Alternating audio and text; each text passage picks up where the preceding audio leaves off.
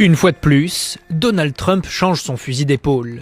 Après avoir donné 48 heures à Téhéran pour libérer le détroit d'Ormuz et menacé de frapper les installations électriques du pays, le président américain annonce une pause de 5 jours dans les bombardements de son aviation.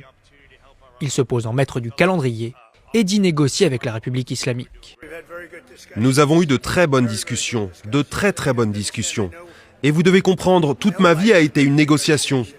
Mais avec l'Iran, cela fait longtemps que nous négocions, et cette fois-ci, ils sont sérieux. Et c'est uniquement grâce à l'excellent travail accompli par nos forces armées qu'ils sont sérieux. Le président affirme que la République islamique serait prête à renoncer à la bombe atomique, à cesser l'enrichissement de son uranium et à remettre ses stocks existants.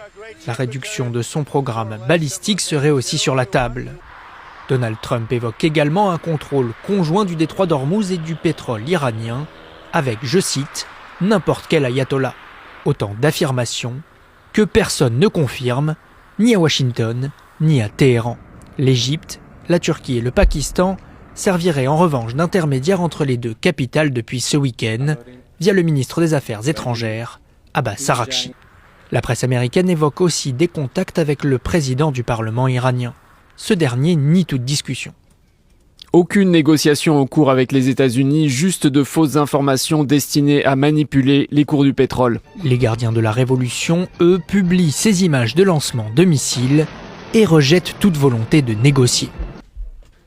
Le comportement contradictoire du président des États-Unis ne nous détourne pas du front de la guerre, ni de la poursuite du combat contre l'ennemi malveillant, car les opérations psychologiques de Trump sont devenues éculées.